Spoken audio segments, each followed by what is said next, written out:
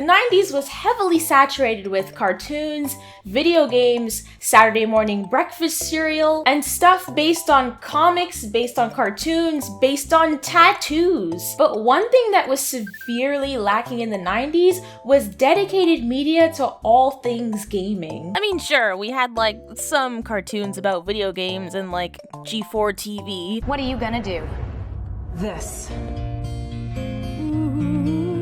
But aside from that, there wasn't much else. It's not like how it is today, where if you want to see content focused on gaming, all you have to do is open Twitch or watch a YouTube video. Gaming has more of a platform now than it ever did. I mean, like, we even have sitcoms centered around gamer culture. But back then, a lot of us were starved for shows like this. Gaming communities were so much smaller back then, and any additional resources to feed our addiction was always met with open arms. You've heard of gaming sitcoms and gaming series, and even review shows, but have you ever heard of a game show centered around video games? A competition about gaming? I mean, how meta is that? Well, there was a little Canadian show that fit this exact niche back in 1991, known as Video and Arcade Top 10, an actual show about video games.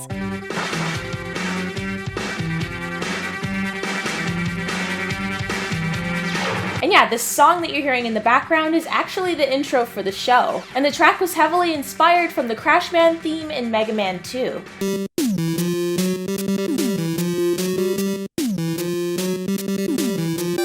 I used to love Video and Arcade. Every time it aired, I immediately stopped whatever it was I was doing and sat my butt on over in front of the TV. Like I said, there's plenty of media that caters to the average gamer of today, but back then it was even more of a niche category. You think it's bad today when the media instantly lumps all gamers into one category and blames us for real-life violence? Well, you should have seen the response 20 plus years ago, when there was even less public understanding and less social awareness. This is the video game that ignited the controversy. It features live action video, including some scantily clad teenage girls and scenes of abduction.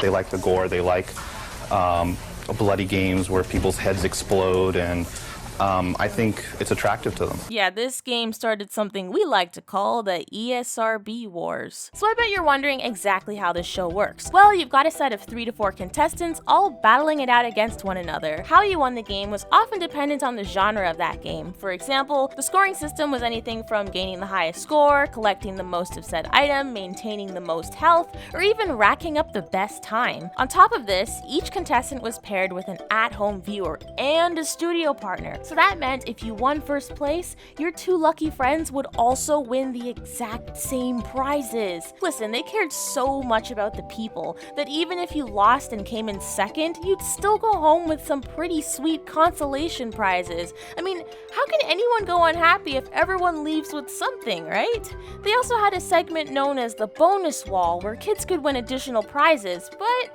I gotta admit, some of these prizes were a little bit iffy. And go for it, pick one out. And Daniel's got number 7. What's he taking home, Sarah? Elvis has left the building with you.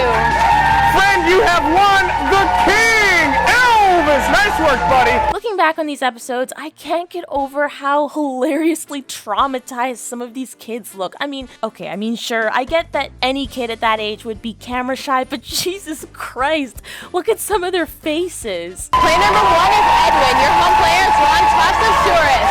Next up is Delano. Robert Couple Thunder Bay is cheering for you. Player number 4 is Daniel. The final home player in this round is David Ramsel, also of Elk Point. You think they look nervous, but it was actually much worse a few seasons prior. They used to have this shout-out portion in earlier seasons where they'd briefly interview each contestant that they completely removed going forward. And watching this clip, you can totally see why they decided to scrap this whole idea. It's just really awkward. Brandon, how you doing? Hi. Good. Who do you want to say hi to? Friends at St. Margaret's. Perfect. You are playing with Chris Stafford from St. Lazare, Quebec. Aaron, who you want to say hi to? I guess my family. Throughout its run, the show was hosted by longtime radio DJ Nicholas Pickles. He was also joined by an array of many different co-hosts throughout the run of the series. The one I remember the most being that cool black guy with the British accent. I mean, come on, this guy is just emanating 90s cool. How'd you get a perfect landing in Pilot Wing 64? Rick Carentes of Windsor? My man, you've picked up a game for knowing how to find Mario's green dinosaur friend in Super Mario 64. In addition to the competition, they also had other really cool segments made for at-home viewers. Things like Letter Time, It's letter time! where you could write into the show, and if your letter got read on air, you could win a prize. You could also win prizes if you answered correctly to their trivia questions during their music and movie segments. I mean, as long as it was read on air, of course. Alright, side note, if anyone could find the episode where they read my letter on air, could you please send it to me? The only thing I was able to find was the episode where they list out the contest question. We got a free CD to give away from the band Switchfoot, courtesy of Sony Entertainment, if you can write the correct answer to this question. What TV show did Raven-Symoné start her career on? And what's really cool about that is that my name is Raven. That's so weird. Especially considering the odds of them actually reading my letter and me winning the contests would have been so small. But yeah, I sent them my letter and they read it on air during their music segment, and as a prize, I won a Switchfoot CD. I don't even listen to Switchfoot. And the letter was delivered on my 13th birthday, and I was so excited that I won this contest. I remember running to school the next day to show off to all my friends, even though none of them really cared because they don't like video games, but it was special to me, okay? That was the coolest thing about this show, is that there was an abundance of prizes, not just for contestants, but also for at-home fans of the show. And without YouTube or other streaming sites, it was a great opportunity to check out the gameplay of the latest video games that you may have had an interest in before deciding to hit up the nearest Blockbuster or Jumbo Video. Now, aside from all the jokes, I bet you're wondering, what were my legitimate concerns with Video and Arcade Top 10? What could have been better and all that jazz? Well, in all honesty, I don't think there was really that much to pick on. I know I said we have an abundance of gaming content, but it would be really refreshing to see a revival of some sort of shows like Video and Arcade Top 10 that focused on fun and friendly competition, something that could really get an audience involved. We don't exactly see many game shows about, well, video games. This show was definitely unique and still kind of stands out in many ways. I kind of like how at the time the show was low budget and rough around the edges. It wasn't super professional because it was just a group of people who had a passion to make something fun and unique for kids to enjoy. Kind of like the climate we now see for independent creators on different social platforms. Again, I feel like this show was way ahead of its time, and because of this, Video and Arcade just had this really authentic and honest feel to it. While some of the host slip-ups and terrified contestants can be laughable at times, I found it endearing that nobody took themselves too seriously, and that shyness from the contestants really adds to the authenticity and non-corporate feel of the show, where it wasn't a situation where they hired trained kid actors or went through a major casting process to find kids that knew how to act for the camera. I love that it wasn't a corporate cut and paste game show, which I feel like in terms of reality TV has kind of become a rarity. Hello, everyone. Come on in. Come this way. Welcome to the PlayStation Loft. Hi, guys. Welcome, welcome. I was walking in there and I saw Meredith looking hot as always. She stepped it up though. She was wearing some leather pleather or something.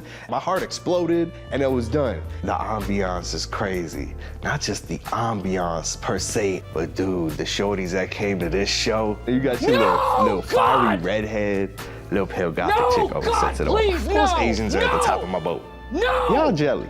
Y'all jelly and you want this too. Video and Arcade Top 10 was so popular among young gamers that it still stands as one of the select few Canadian game shows to run nationally for 15 years, airing new episodes from 1991 all the way to 2006. That's a long enough time for something to grow stale, and in their efforts to not being overly commercialized, they managed to not lose steam or quality or dramatically change format like what we saw happen with YTV over the years. The games the kids play may have evolved over time, but the formula of the show managed to remain consistent throughout the series' run, which is something I really respect about the Robert Esri organization, the company behind the show. Video and Arcade Top 10 was really just a show for kids to enjoy competitive gaming beyond the boundaries of their own homes. It's too bad we never had an official VHS or DVD release of the series, as it's really hard to find the entire set of seasons online. I mean, the most I was able to find was some uploads by a YouTube channel under the name Video and Arcade Top 10. So now,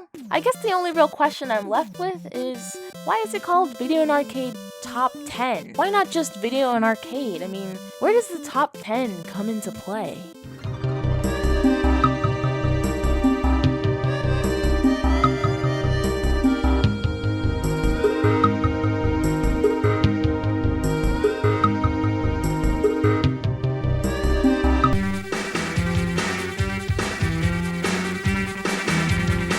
This is Bob's car. You get a chance to win it. Is that cool or what? Actually, it's motorized. You put the batteries in there, and look. Boop! It's a TV screen. And Junior's on it. Yeah, that's not Junior. His name's Enzo. I know his name's Enzo. I call him Junior. Look, see? And you can take the picture out. Look at this. So we can put a picture of ourselves in there. I could put a picture of teeth in there, and it'll be just like Snit. That's true. It's a snit in the back of your car.